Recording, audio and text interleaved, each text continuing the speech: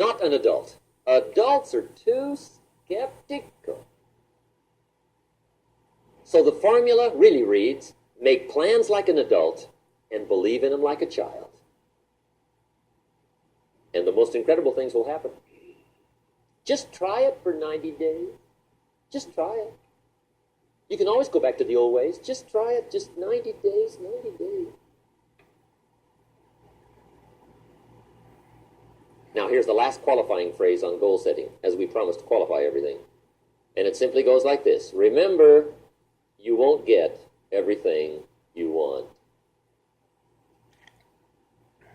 And we've already studied the reason for that. Simply, sometimes it hails on your crop and rains on your parade. It's that kind of planet. So you won't get everything you want, but if you will work this goal-setting formula, you can get plenty for wealth and happiness. Okay, that's goal setting. We use it around the world. We recommend it. Now, maybe it won't work as well for you as it has for me. I don't know. Maybe not. But what if it did? You got to try. Okay.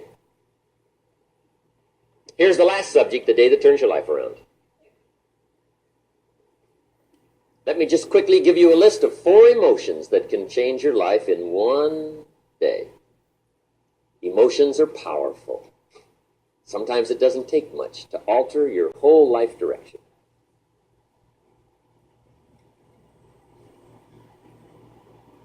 Okay, here they are. Number 1, disgust. Powerful emotion. Disgust says, I have had it. See, that could be the day. The day you can say, I've had it. And whether you've had it with something small or something major, the day you can say, I've had it, may not be the day it ends, but the day it begins. That's what I said when that little Girl Scout left my door when I'm 25. I give her the big lie, she leaves, I say, I don't want to live like this anymore. I've had it with lying and being broke. Powerful day. The man's finally had it with mediocrity. He's had it with being a loser. He's finally had it with those awful sick feelings inside, knowing his wife is at the grocery store looking at 2 cans of beans, one marked 37 cents, one marked 39 cents. And the guy sick inside knows his wife's going to buy the 37-cent can, and she doesn't even like the brand.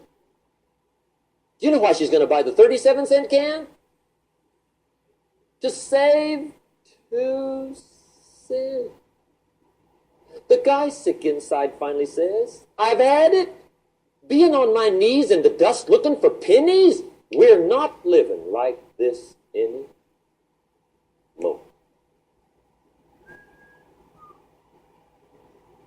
Could be the day that turns your life around. The day you can say, I've had it. He walks into his closet and rips everything in it to shreds and says, I've worn this embarrassing stuff for the last time. And not only will I never wear it again, no one else will ever wear it again.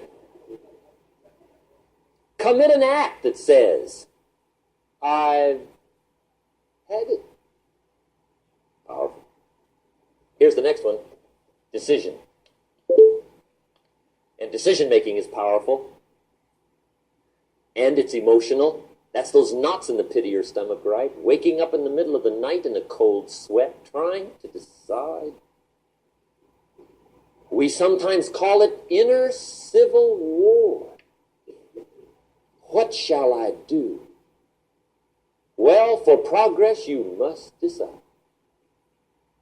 The best advice I can give you came from a wealthy friend of mine who said, if it's easy, do it easy. If it's hard, do it hard. Just get it done.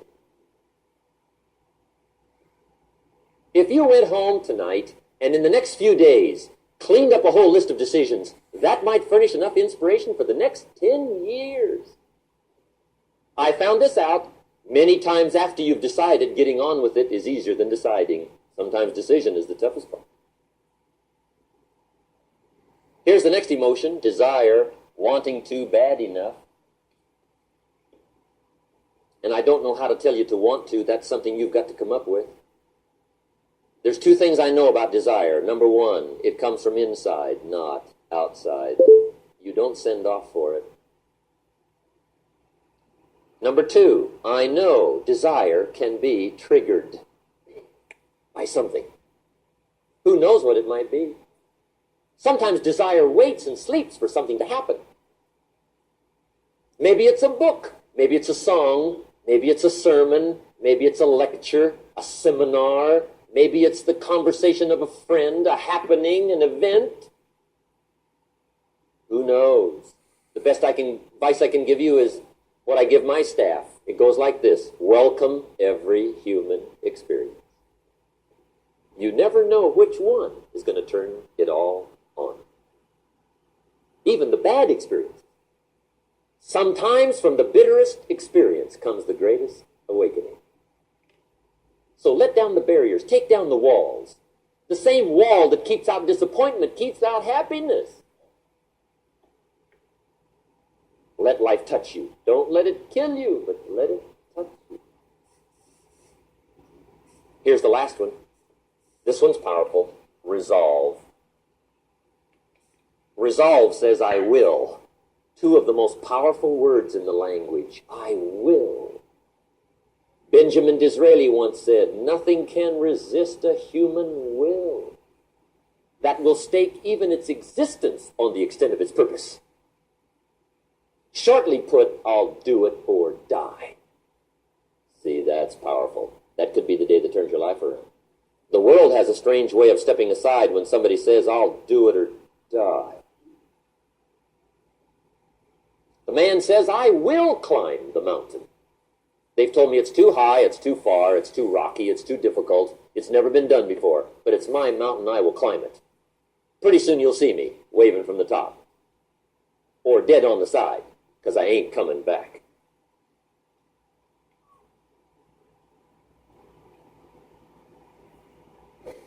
The best definition I ever got from the word resolve came from a little junior high girl in Foster City, California, up north.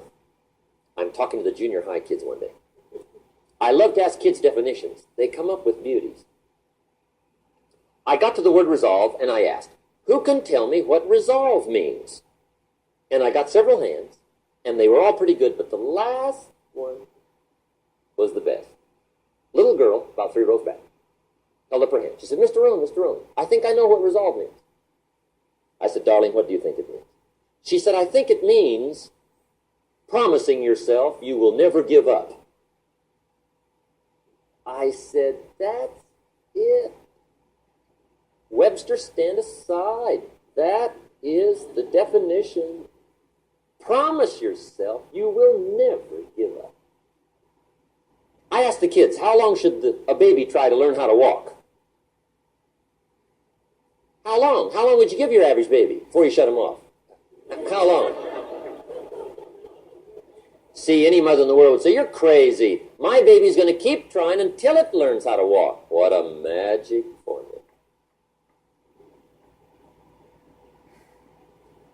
Now let me show you what triggers all emotions into activity that brings results. And results is the name of the game. Here it is. Action. Finally, you must do something about how you feel. Jesus, the master teacher, said, don't just be listeners, be doers. The world admires the doers. Whatever it takes to get you to try harder, read more, set your goals, and go for it. Here's the next attitude disease. Over-caution. Some people never will have much. They're too cautious. Now, you can also be too reckless, but you can also be too cautious. This is called the timid approach to life. And my caution was always the risk. Risk used to drive me right up the wall. I used to say, what if this happens? It's called the language of the poor. What if this happens? And on top of that, if this was to happen, look at the fix I'd be in. I better not try. I could always ace myself out. Then I'll tell you what changed my whole life when I finally discovered it's all risky. The minute you were born, it got risky. If you think trying is risky, wait till they hand you the bill for not trying. If you think investing is risky, wait till you get the tab for not investing. See, it's all risky. Getting married is risky. Having children is risky. Going into business is risky. Investing your money is risky. It's all risky. I'll tell you how risky life is. You're not going to get out alive. That's risky. The Englishman says, well, if that's the way it's going to work out, let's give it a go. Right, that's what it's for. Give it a go. Somebody says, yeah, but I'm looking for safety and security. Fine, then huddle in a corner.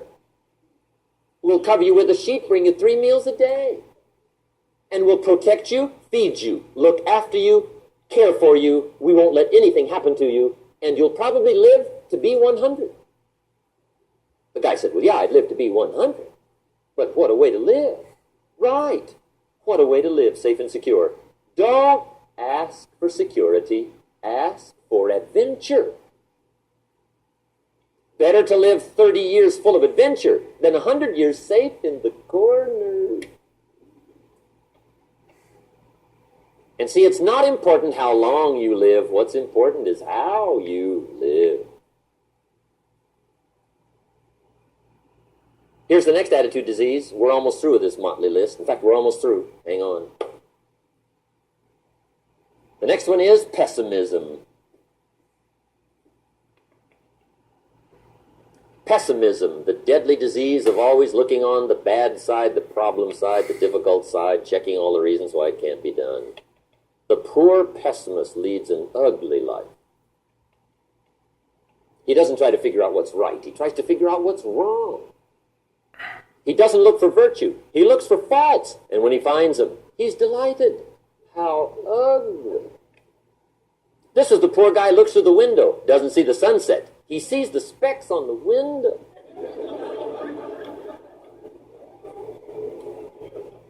And this is the poor guy, right, who rushes up, takes such leave of his senses. This guy rushes up and he says, I've got 5 good reasons why it won't work. He's so dumb he doesn't know. All he needs 1. He's got 5.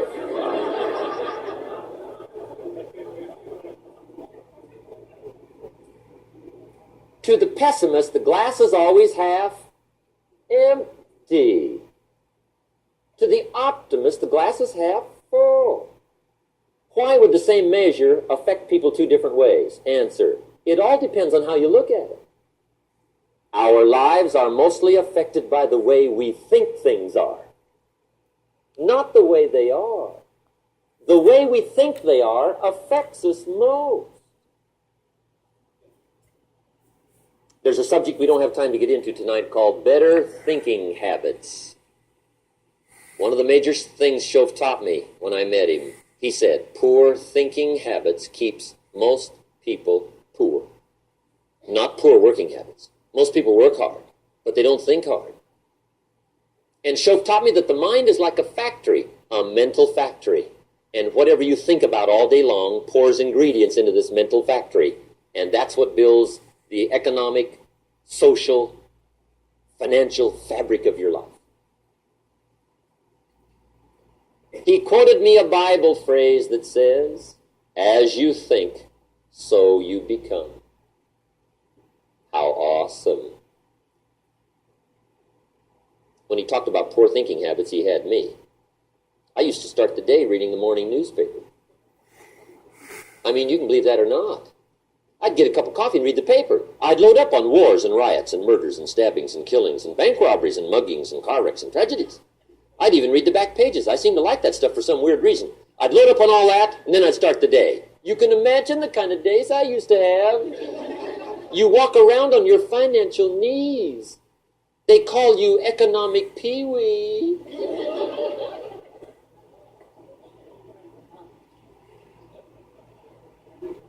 The guy says, I want to be a great leader. Wonderful. The first thing we do is follow him to his house. When we get there, we walk in and check his library, number one. Somebody says, well, why check his library? The reason is because what a man reads pours massive ingredients into his mental factory, and the fabric of his life is built from those ingredients. You would not believe what some people have got in their house to read. You would not believe. One of the best dressed up words I know for a lot of it is trash. Can you imagine dumping a barrel of trash into this mental factory every day and coming out with a rich, dynamic, positive life? It can't be done. You might as well try making a cake with cement. The kids back in Danbury, Connecticut, high school, they're asking me questions one day. I'm talking to the kids. Kids got good questions these days. One of them said to me, Mr. Rohn, how do you build the good life? I said, it's simple. It's not easy, but it's simple. Here's how you build anything. Select the right ingredients, keep out the wrong ingredients, and it starts with thought. Everything starts with thought. So you must be wise and careful what you think about, because that starts everything. You got to be wise and careful. I asked the kids, what would happen if somebody dropped sugar in my coffee? They said, well, you'd be okay. I said, what if somebody dropped strychnine in my coffee? They said, well, you'd be dead. I said, correct. Lesson 1. Life is both sugar and strychnine. You gotta be careful. I said, what if my worst enemy drops in the sugar? They said, will you be okay? I said, what if my best friend, even by accident, drops in the strychnine? They said, well, you'd be dead. I said, correct. Lesson 2, watch your coffee.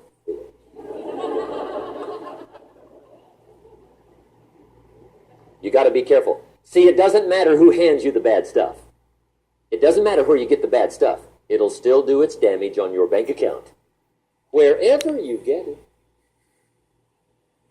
Mr. Shelf gave me one of the greatest phrases when I first met him when he said, Jim, every day stand guard at the door of your mind.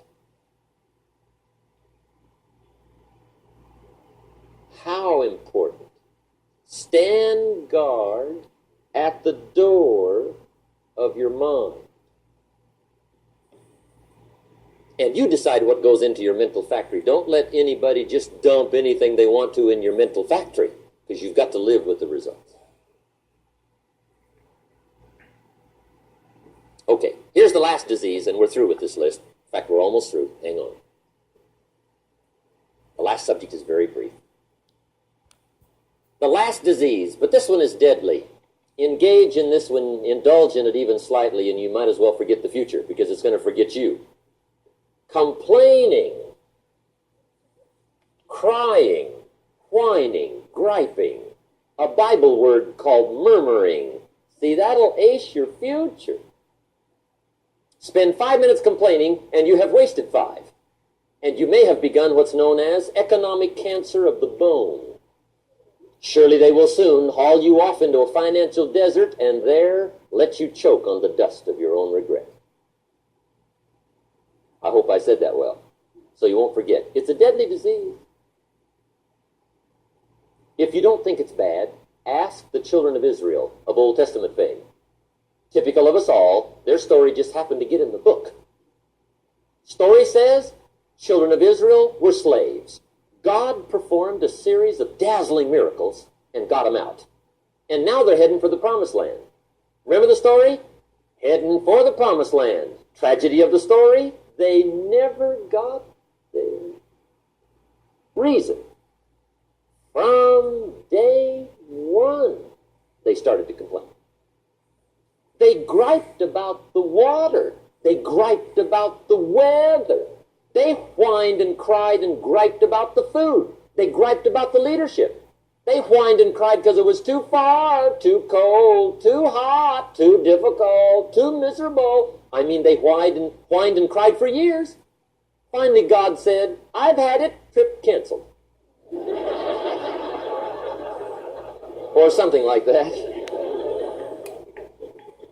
The story says they died in the desert, never got to the promised land. Which I think means two things. Indulge in this long enough, you get your future canceled. And I guess it also means even God himself can only take so much.